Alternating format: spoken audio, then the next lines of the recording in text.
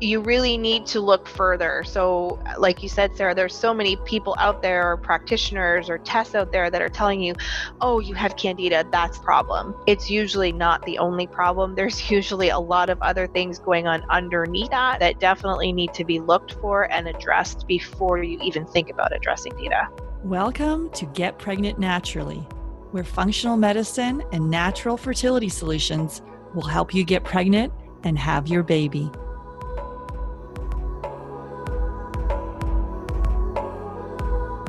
Hey everyone, I'm Sarah Clark, and my mission is to inspire, motivate, and empower you. Most of all, I want you to wake up. So with functional medicine, we can discover what causes infertility and eventually reverse the condition. Today, I'm welcoming Brandy Buskow back to the podcast, and we're digging into the stool test and what it means for fertility. So definitely check out episode number 6 for a functional medicine 101 talk, plus a look at some of the tools we use to help couples conceive. So Brandy Buskow is a functional diagnostic nutrition practitioner, certified transformational health coach, and an EFT practitioner, so emotional freedom technique practitioner. She loves supporting women so they can learn how functional medicine addresses the root cause of disease or illness. And before we jump into today's show, don't forget to hit the subscribe button on iTunes or wherever you're listening to this to make sure you never miss an episode. Hey, Brandy, welcome back to the podcast. Thanks, Sarah. Thanks for having me. Awesome. So today we're digging into poop, which is always fun. But yeah, this is one of the with stool testing, where a lot of conventional doctors will really look at a stool test, probably either not at all or as the very last thing to consider. So we really wanted to, this is when we do our couples coaching program, we look at a food sensitivity test, we look at a hormone test using the Dutch test, and we look at a stool test. So we're going to go through today some of the different stool tests, and we'll talk about the one that we like and why. So anything to say before we jump in, Brandy? No, stool testing, it's one of my favorite things that we look at because we can usually find a lot of healing opportunities with our stool testing. Awesome. Okay, so let's kind of go through. So the first one we have is the BioHealth 401H. And why? What's the that one? So the BioHealth 401H is a great test. It's a test that's actually been around for a really long time. BioHealth is a really well-established lab, and they use a couple of different methods in their testing. So they use things like microscopy. So they're actually taking the stool, looking at it under a microscope to see if they could find any pathogens. They're doing like growing. So what they're doing is they're taking it and putting it in petri dishes to see if there's any sort of fungal overgrowth.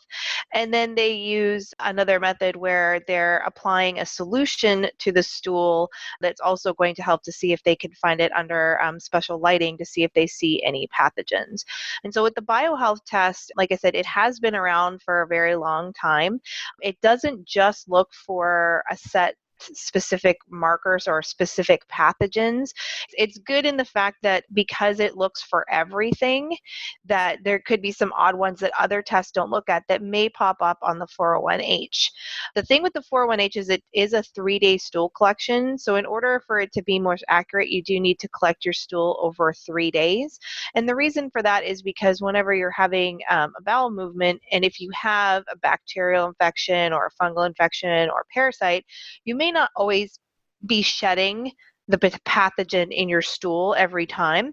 So that's why they have you collect over 3 days. So the BioHealth test is a pretty good, accurate test that's been around for a really long time. It's got a lot of good technology behind it and a really reputable company that offers the 401H.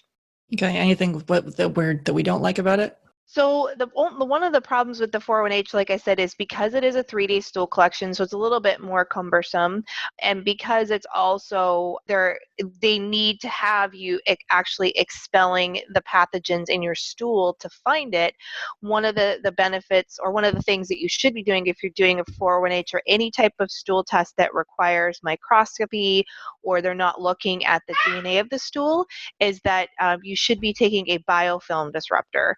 That that's going to increase your odds of starting to shed some of the pathogens into your stool. And for some people, they don't want to have to do that for 2 weeks. Generally, it's recommended you take it for at least 2 weeks before you do your stool collection.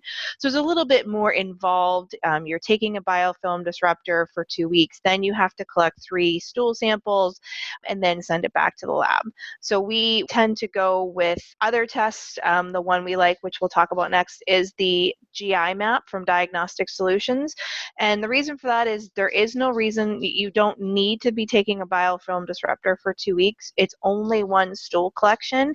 And this test is newer technology that is looking at the DNA of pathogens in your stool. And it is the first FDA approved test that's using this technology. So that's why we like the GI map, because it's definitely easier for our clients to collect, and it has a higher rate of finding or detecting things because of the technology that it is using. And it also has a lot of really great gut markers on it that we are looking at that a lot of other stool tests don't offer. Yeah, so that's the GI map, and that's the one that we use as part of our couples coaching program when we run stool test. And the GI map it's shipped, it's drop shipped internationally. So if that's something you want to look at, we could drop ship that, and then we could do a consult, or it's also part of the couples coaching program. But yeah, as Brandy was saying, compared to the biohealth, it's not as cumbersome. There's a few, we like to review it with the Dutch test. That's probably the only thing that, because it gives us better clues when we look at the two of them together. But as far as ease, it's one of the easier ones to do. Now, the DRG laboratory. For sure. We really like that one. So DRG Laboratory is using similar technology to the GI map. Like I said, Diagnostic Solutions was the first company to come out with the technology and get approval from the FDA. So DRG is using similar technology.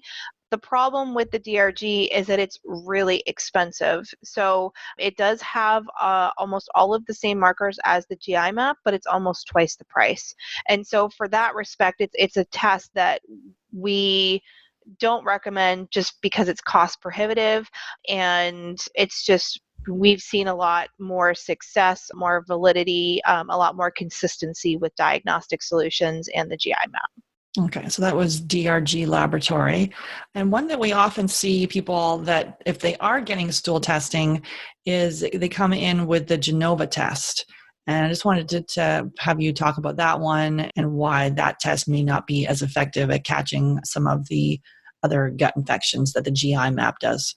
Sure. So one of the ones that was actually run a lot by a lot of functional medicine doctors and naturopaths is the GI effects from Genova. And at the time when this test came out, it was new technology and it was kind of leading edge. But unfortunately, that was a while ago, and there's a lot newer technology and better testing methods out there that have come about since the GI effects test. And I've just seen from learning from my mentors and some of the clinical advisors that I've worked with, we've just seen that the GI effects isn't as accurate as it could be, and it tends to miss infections or miss clues that when we're working with clients, we have a client coming to us with a lot of GI distress or GI symptoms, and the Genova GI facts may come back clean, and it just hasn't been correlating very well. So we tend to really like I said, stick with the Diagnostic Solutions GI map. It is the newer technology. It tends to be more reliable, and the GI facts is just older technology and isn't quite up to par as some of the newer tests that are coming out on the market. And then, so let's go through the GI map and sort of hit on some of the things that we typically find when we review these with our clients. Obviously, it's different for everyone, but sort of some of the ones that we're typically seeing as we run the test. So let's talk about H. pylori and why that's important. So H. pylori is an infection that can be fairly common. It's something that can be passed via saliva. So it tends to be one that can be passed easily between family members, between spouses. And the reason, we all have a certain degree of H. pylori in our guts, that is, it can be known, or some circles may say it's a normal bacteria that is there. But the problem arises is when it starts to overgrow and it gets out of hand, and then it starts to have different virulence factors. So the virulence factors basically mean it's a more aggressive type of H. pylori. And so the GI map does give you clues and tells you if it has the different virulence factors, meaning it's more aggressive. And the thing with H. pylori is it has been tied to a lot of different things like acid reflux. Mm-hmm. So that's something that a lot of people commonly have. And they have acid reflux and they think it's because they have too much stomach acid, when in fact, if you have H. pylori, it's the opposite. The stomach acid's not too high. What happens is your stomach acid is too low. And so whenever you're eating food and your stomach acid is too low, it's not going to, the stomach acid as what signals the valve in your esophagus to close when you've eaten food. And so if your stomach acid isn't high enough to trigger that, it will become weak and stay open slightly, causing some of the acid that you do have in your stomach to come back up and cause that acid reflux. And H. pylori lowers the stomach acid in the gut. It thrives on low stomach acid. So this is really common to see with people who have acid reflux, that it may not just be acid reflux and you need a proton pump inhibitor or acid producing medications, but it's that you maybe have this bacterial infection. H. pylori has also been associated with things like ulcers. So there used to be a time when doctors would think if you had an ulcer, it was because of stress, but it's actually been found recently in studies that it's actually H. pylori is being really highly tied to ulcers. And the infection can, if left untreated for a very long time and you start to begin to get ulcers, can damage the gut, leading to stomach cancer. So it has been associated in some cases of stomach cancer. So it's definitely something that if we do find it in high amounts on your GI map and you have the virulence factors, definitely something that you want to address and you want to get rid of. And if you do have it, you also really want to take a look at the members of your family, because like I said before, it's very easily transmitted via saliva. And so we always make the recommendation, if one spouse has it, we generally recommend both spouses address it and do the gut healing. And if there's children involved, we may want to look at the children, and even pets, because pets can pass it along as well. When your little puppy is licking your face, right? Yes. Yeah, and actually, so with the acid reflux, there's a number of people we work with, as well as I was actually just talking to someone yesterday, and she has low AMH, high FSH. She'd gone gluten-free, and then she just was still experiencing this acid reflux, which, in functional medicine, that's a clue to dig deeper. And sometimes people think it's not connected to infertility, but if you've got a gut infection, overgrowth of H. pylori, and some other things going on in there, there's a reason that your body wants to survive and not procreate. Right. And some of the other things, I mean, we said acid reflux, but a lot of people might mistake and think, well, I don't have any digestive upset and I don't have acid reflux, so I must not have H. pylori. And that's definitely not the case, because there's a lot of times we see people that don't have those symptoms and do have H. pylori. What they do have is they have symptoms of low nutrients. So they're not absorbing things like low vitamin B12, low vitamin D, low iron. That's really common with H. pylori. Mood changes. So things like anxiety, depression, low moods, those could also be symptoms of H. pylori, because essentially the H. pylori is making it that you're not able to break down and digest the foods that you're eating. And so if you're not able to break those down and digest them, you're going to be missing the key nutrients that are going to lead to things like nutrient deficiencies, things like low neurotransmitters that are going to lead to things like anxiety and depression. So it's not just digestive symptoms that we see. We commonly see other symptoms involved with H. pylori. Yeah, and that was the case for me. I had H. pylori. I had no digestive symptoms, nothing, but it was there. So it was a little bit shocking, because as you're saying, we typically think there's got to be, digestive issues going on or acid reflux. Okay, so let's dig into parasites. So a lot of the time, especially we find people with unexplained infertility, they come back with multiple parasites, which to us is not unexplained. And also people with, same with low ovarian reserve, low AMH, high FSH coming back with parasites and also if you, fibroids, endometriosis, all these things. So it's sort of, we did a podcast a while ago there with Reed Davis, and we talked about not focusing on your diagnosis, and because we get stuck on that diagnosis, whereas in functional medicine we're digging deeper. So in this case, looking at some of the parasites that we find here, so one of the first ones I want to talk about was the Blastocyst hominis. So you can talk about that one, Brandy. Yeah, so we just talked about H. pylori, and actually Blastocystis hominis very commonly is seen alongside H. pylori. Those are two pathogens that tend to kind of go hand in hand. And so sometimes we will get the results back and we'll see somebody has Blastocystis hominis and H. pylori, but most of the time we don't see it, and we'll either find Blastocystis hominis first, we address it, we do a retest, then we find H. pylori, or inversely, we'll find H. pylori, address the H. pylori, and then retest and find Blastocystis hominis. So again, this is, I don't like to say common because I don't like saying, well, it's normal for everybody to have parasites, but unfortunately it is becoming more common that people are getting things like parasites and bad bacterial overgrowth. And it's not because they've gone to third world countries where there's no sanitation. It is happening with people in North America that haven't traveled.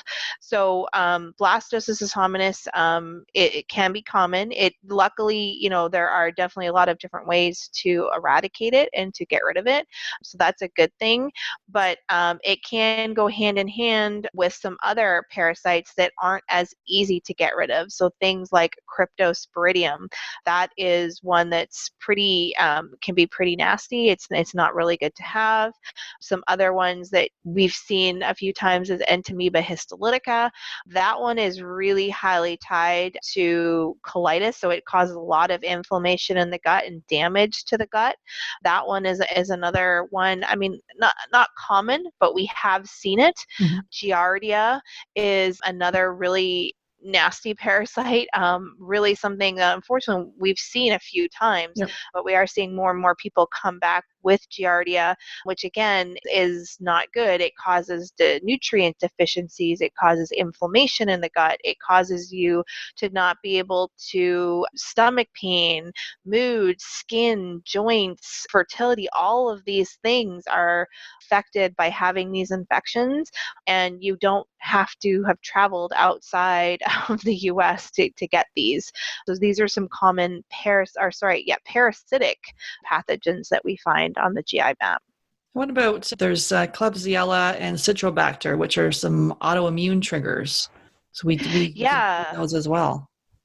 Yeah, so there is a group of bacteria that what we call, they are known to trigger autoimmunity. So just because you have this bacteria, it doesn't mean you have an autoimmune disorder, but these bacteria have been seen in studies to be triggers or be associated with certain autoimmune conditions. So Citrobacter is actually really commonly seen with people with rheumatoid arthritis. Klebsiella is actually pretty commonly seen in things like Crohn's disease, ulcerative colitis, ankylosing spondylosis.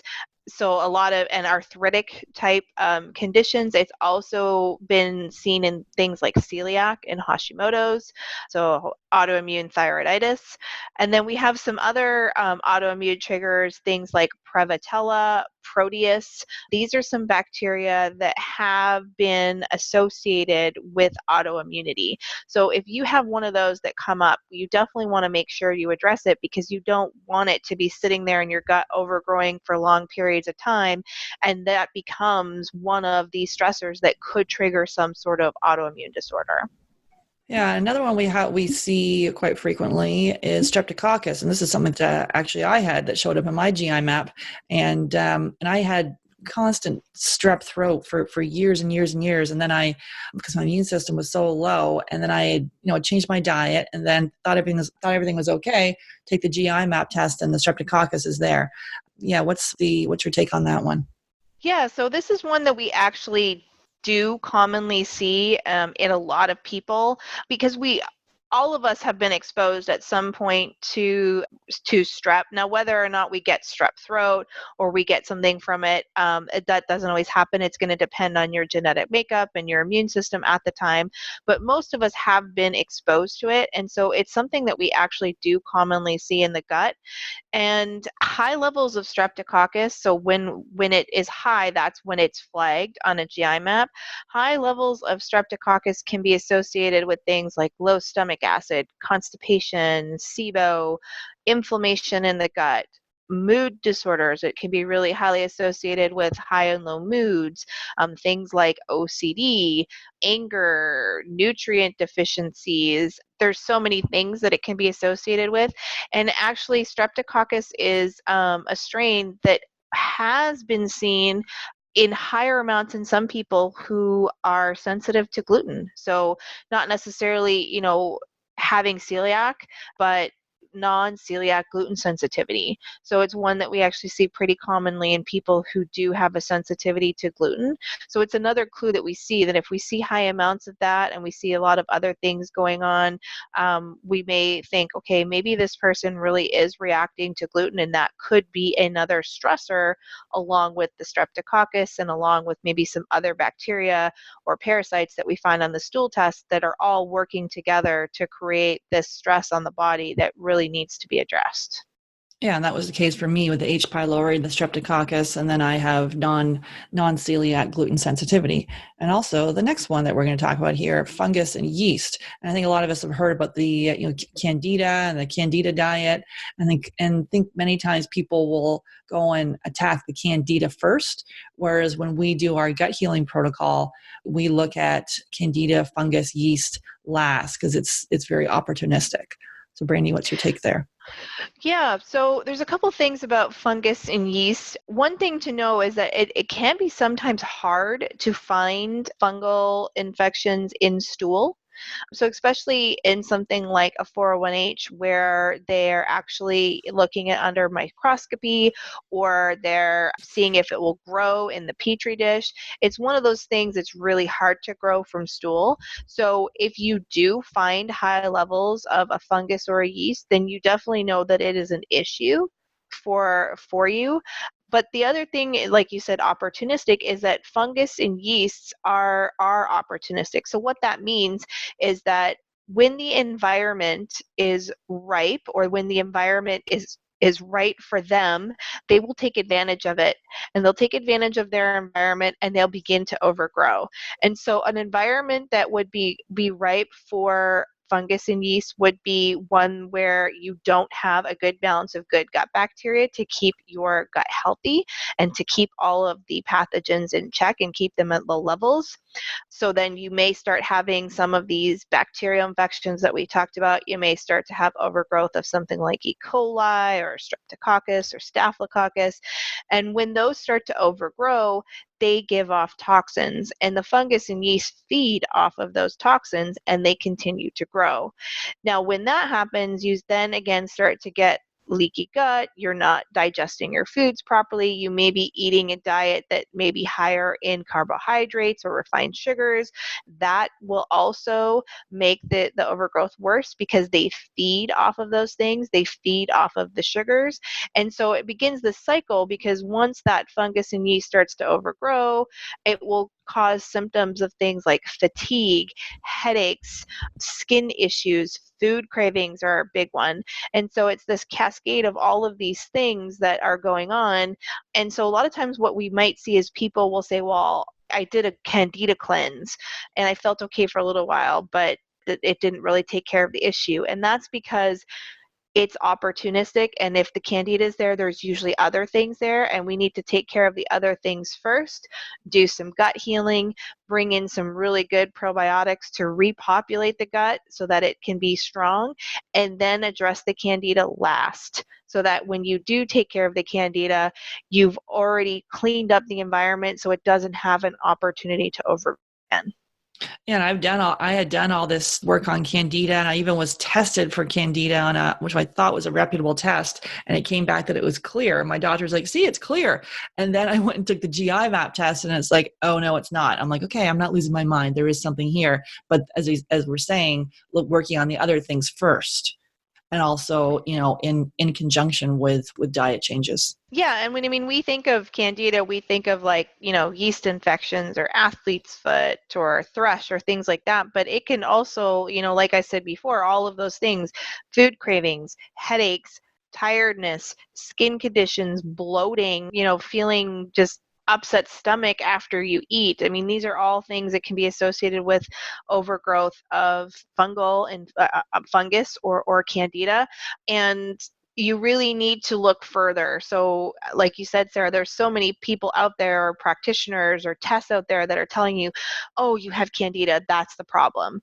It's usually not the only problem. There's usually a lot of other things going on underneath that definitely need to be looked for and addressed before you even think about addressing candida. Absolutely.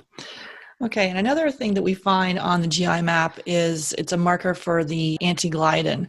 And can you maybe just talk, Brandy, about the difference when we do the LEAP MRT, the food sensitivity test, and why it's not the best marker for gluten, and then why the stool test is?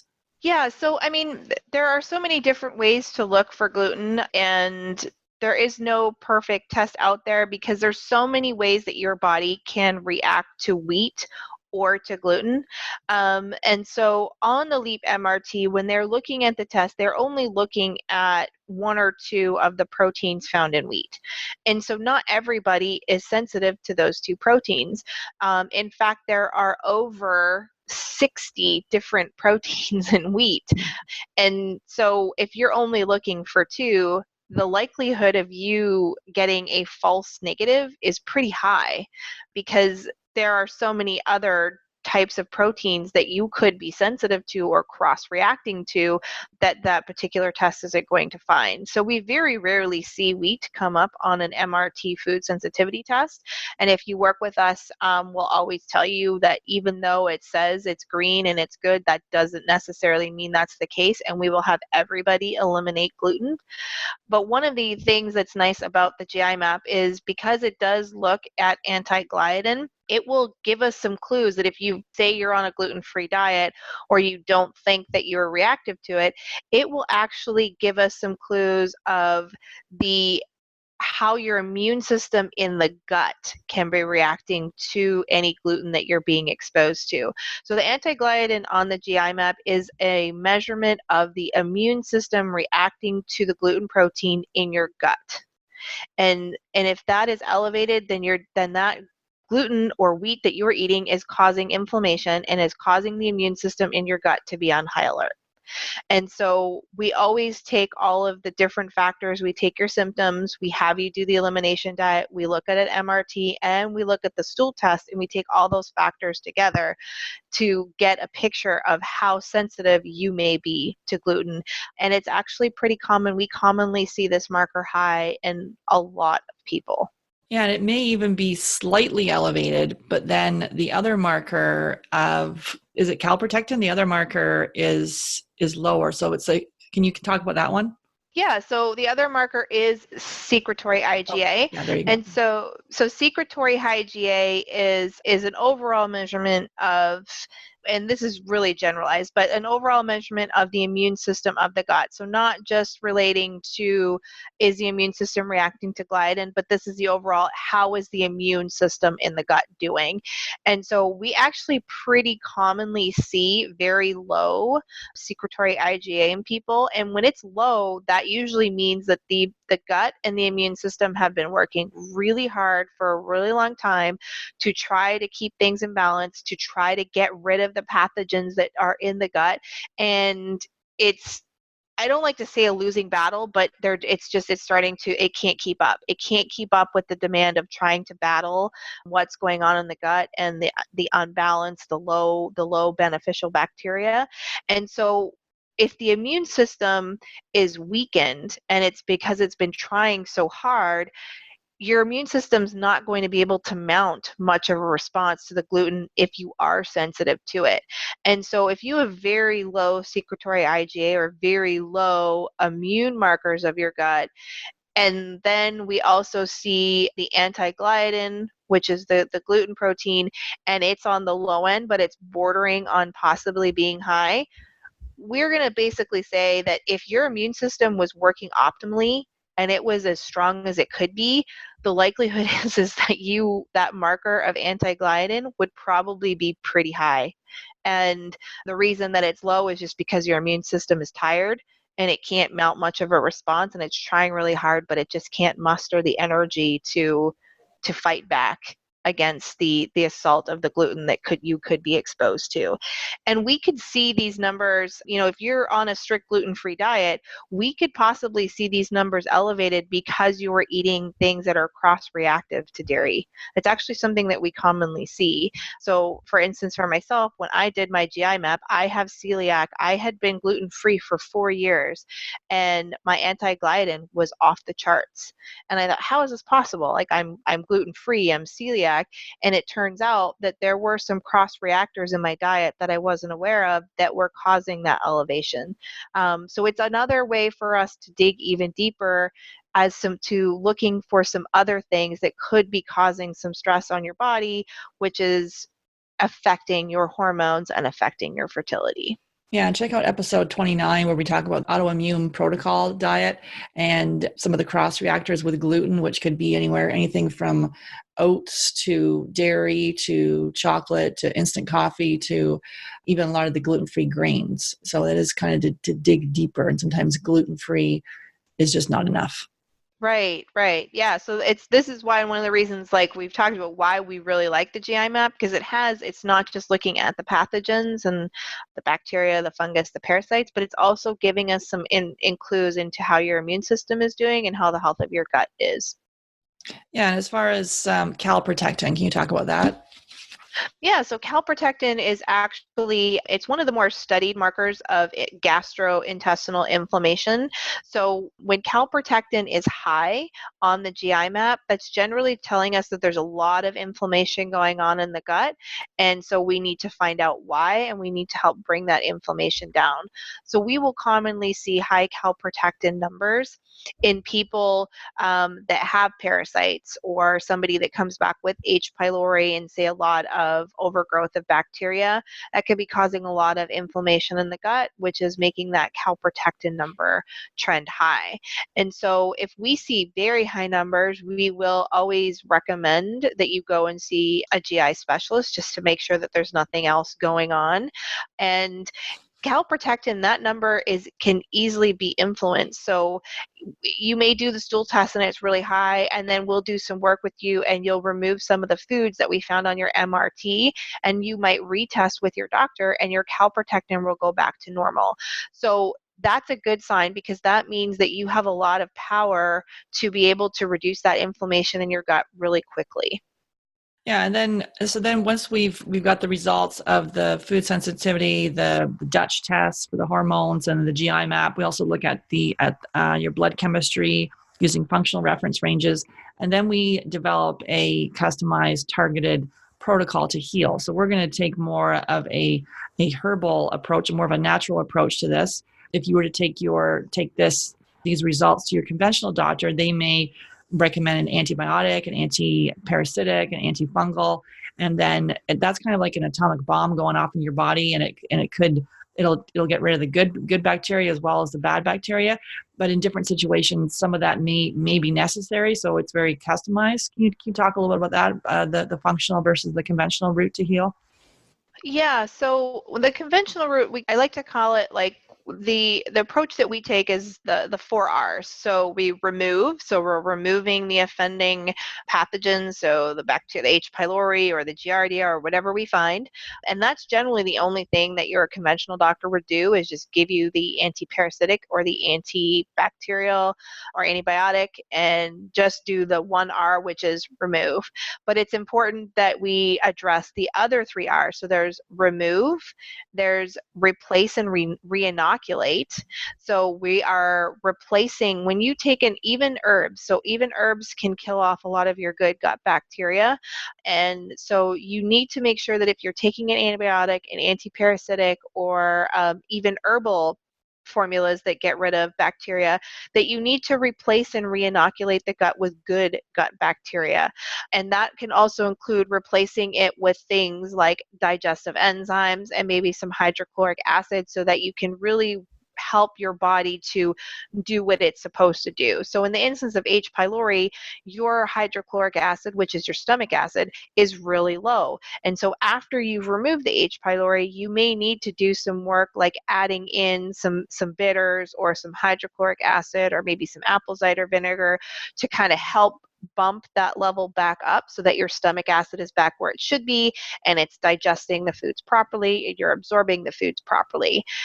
You also will have to help replace the bacteria by taking a very good quality probiotic for a few months, not for a couple of weeks. So that's part of the reinoculate phase.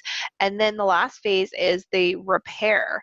And so the repair phase is where if you've had all of these pathogens in the gut, there's likely been an inflammation, there's likely been some damage done, and there's likely been a situation where you've had leaky gut, where the gut wall, the lining of the gut wall has become loose, or even microscopic tiny holes have been made in that gut wall because of the inflammation, causing larger particles of food to pass that shouldn't be. And so once you've removed the bacteria or the parasite or the fungal infection, you've been adding in some really good probiotics to balance that out, you need to repair that gut wall. And so we also do a repair protocol while you're removing the parasites, and we usually like to do it for at least 3 months afterwards, so that we can really make sure that your gut is healthy and strong and has a really good balance of good gut bacteria, so that that is a major stressor that's been removed, and it allows your body to digest all the great foods that you're putting into it, be able to absorb all of those nutrients that you need, all of the fats that you need to make good hormones. So it's a 4-step approach that we take, and that anybody usually in functional medicine will take when they're addressing gut health. But when you're going to your doctor, they're just going to focus on the first R, the remove, and give you some high dose antibiotic or antiparasitic for 7 days, and that's it. So we take the approach of, let's be proactive, let's make sure we do some gut healing. And I think I'd like to add in another one in there. We also retest. So that could be a 5th R, is retesting. And that's something that your doctor doesn't do. Is generally they'll say, okay, no, you're fine, there's no reason to retest, and make sure that we got rid of it. But it is important to retest, because if you've done all of this work, you want to make sure that you've done all of this work and you've gotten rid of what we found in the first place, and make sure that nothing else came up. Yeah, so remove, replace, reinoculate, repair, and retest is something that we always do at the end of our couples coaching program. And as I think we've talked about in previous episodes about the biofilms on some of these different pathogens, that as you begin to heal and remove them, you could find other things could rise to the surface, and then you would heal, do another targeted healing protocol. That's not always the case, but it's always good to test. Yeah, it is not, and I mean, it's something that, we like to tell our couples to be prepared for, and know that it's not uncommon to retest and find more things. So you said, Sarah, we've talked about the biofilms, and I mean, biofilms, they're good and bad. Biofilms are important because your good gut bacteria need them to communicate. But if there's too many biofilms, because there's a lot of different types of pathogens in the gut, what happens is it acts like a protective coating. And so if there's too many of them there may be some parasites or bacterial infections that we didn't find the first go around, because they were buried underneath these biofilms and gone into hiding. So as we do this process of removing, repairing, reinoculating, we're removing some of those excess biofilms. We may find something else that was kind of buried deep down in your gut. But that's a good thing, because we've kind of taken it out of hiding, and we know we can address it, and we're making pretty big strides on improving gut health. Yeah, so let's talk about some of our strategies again to help with gut infections. Again, this is very customized. We recommend you work with a practitioner that specializes in functional medicine. Obviously, if you wanted to work with us, you can set up a free call and we can discuss. But let's talk about some of the different herbs and protocol that we use here to help with gut health. Maybe we'll start off with L-glutamine. Yeah, so there's a few different ways that we can do it. So I mean, L-glutamine would be something that we would use as part of the repair part of a protocol. So L-glutamine and some things like aloe vera, deglycerized licorice root, marshmallow root, okra, all of these things are things that help to repair the gut lining. And so things like aloe vera and deglyceride licorice root, marshmallow root, okra, those sorts of things, they're called mucigens. So they kind of create a little bit of a mucus in the gut, but what that mucus does is it lines the gut, it soothes the inflammation, and then it aids in the repair. So some of the things that we would also add into that repair would be things like glycine or collagen. So we recommend things like bone broth. Bone broth is really, really healing to the gut. It's really helpful. If you don't like bone broth, you could do something like collagen protein, which is a good option for a lot of people because a lot of the protein powders on the market are going to be derived from dairy, and a lot of people are sensitive to those. So we really like that. Or you could do a gelatin. So gelatin, you can make some gelatin gummies, you could add gelatin to soups, there's a lot of things that you can do with that. So those are some of the intestinal repair things that we might recommend for you to repair the gut after we've done a lot of removing and reinoculating. Mm-hmm. And we like vital proteins for the collagen powder. I think you also got another one that you like now too. Yeah, I'm a really big fan of the Ancient Nutrition line from Dr. Josh Axe. The reason I like that one is there's different types of collagen, so there's a few different types that do different things, and that one is a pretty broad spectrum collagen that has several of the types. I know the Vital Proteins, I think, has 3 types of collagen in it, so you want to make sure that if you are looking for a collagen supplement, buying the pills, I mean, I've seen them at Costco, Mm-hmm. and you're not really going to be getting as much of the benefit, but you want to make sure you're looking for something like a powder and that it's coming from a very high source, so grass fed whenever possible. And that's really easy because there's a lot of good brands on the market that are specifically getting their collagen from grass fed sources. Mm-hmm. And then digestive enzymes. We touched on that a little bit, but Yeah, so that's going to be part of like the replace phase where you're helping to support digestion. And so we generally will recommend digestive enzymes for almost everyone. So the digestive enzymes are going to include things that are going to break down all of the different components. So you're going to want lactase for dairy. You're going to want something like protease for protein, amylase for carbohydrates, and then some of the other things you might find in a digestive enzyme is something like a ox bile or bentade hydrochloric acid or HCl. So if you have H. pylori, you definitely don't want to be taking a digestive enzyme that has HCl, but we will probably recommend you switching to one with HCl after we've verified that you've gotten rid of the H. pylori to help build those levels back up in the gut. and then also with a probiotic, I've interviewed Kieran Christian, Dr. Kieran Christian. Is he doctor? No, it's Kieran Christian for the podcast, and we talk about he's the designer for Megaspore, which is the probiotic that we like, which is a spore based probiotic. So sorry, a spore based probiotic. Delete the other thing. And so our favorite one is Megaspore. Yes, Megaspore it's an amazing product. Karan is a microbiologist that's been working with microbiome labs for a really long time. They've spent a lot of time formulating some really good products. They're actually coming out with prebiotics as well. And we really like the Megaspore. One of the biggest reasons we like the Megaspore is that you can take it alongside an antibiotic or an antimicrobial herbs or conventional, and it doesn't kill the spores. So that's a really big benefit, because otherwise a lot of the other probiotics, if you are taking it with an antibacterial or an antibiotic, you have to take it a few hours away from that, or that antimicrobial or antibiotic is going to kill the probiotic. So that's really why we really like the Megaspore. Megaspore also has a lot of studies behind it, how it's shown to increase beneficial bacteria, which is really important. We commonly see really low beneficial bacteria amounts. And the other thing with the Megaspore is that it has been shown to help with gut healing. Now, there may be situations where we might recommend some different things, like something like a Saccharomyces boulardii. That's another probiotic that's really common and helpful. Saccharomyces boulardii is really helpful at helping to boost your immune system. So if your secretory IgA was really low, that Saccharomyces boulardii can help strengthen that. And Saccharomyces boulardii is actually really helpful for helping to address candida or yeast overgrowth. So it works really well to kind of bring those pathogens into check. And so that's another type of probiotic that we might recommend for you as well. Awesome. Anything else on the repair side of things that you'd like to discuss? So part of the repair will be making sure that you're getting prebiotics. So those are things that are going to feed the good gut bacteria.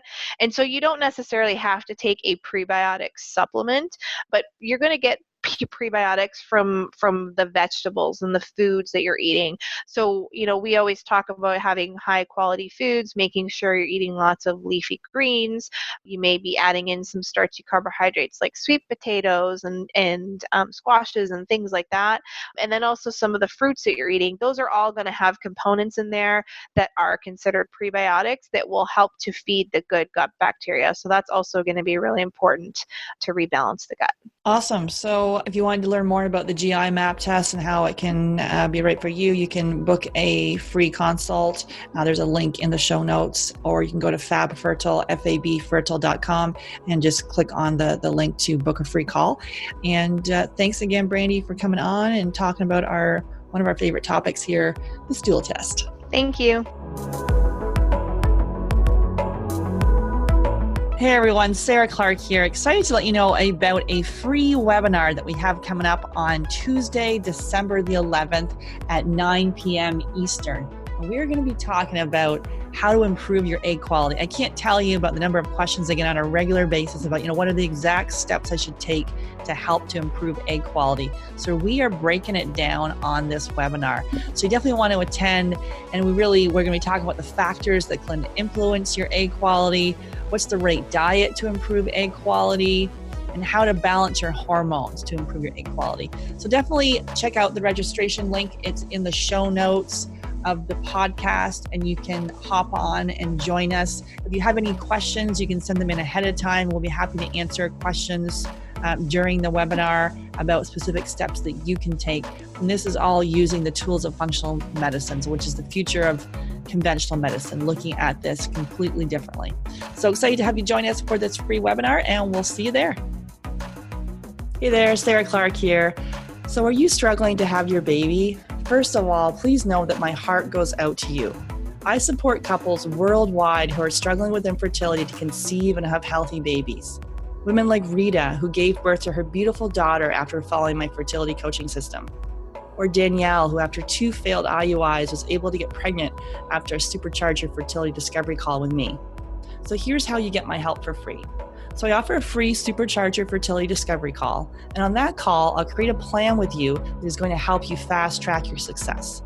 So this call is not for everyone, and I'm really picky about who I get to speak with, and I have a strict but totally reasonable criteria that needs to be met in order for us to move forward. So here's who I can help. So first of all, you need to be able to explore your infertility diagnosis in a new light.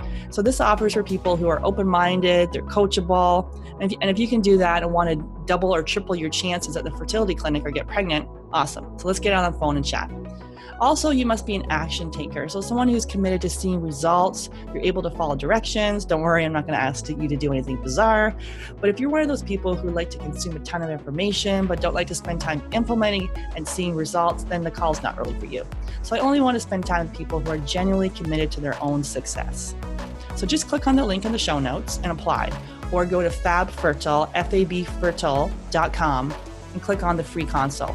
So it's a really short application that just tells me about your health, how long you've been trying to conceive, and how soon you'd like to be pregnant. So seriously, this is going to be the best time you've ever spent on your fertility. Looking forward to chatting. Talk soon. Thank you for listening to Get Pregnant Naturally. Seriously, it means the world to me that you're here. Make sure you hit the subscribe button so you can be notified of upcoming episodes. I'm excited to offer you a special gift. If you're a U.S. resident, text FERTILE to 345-345.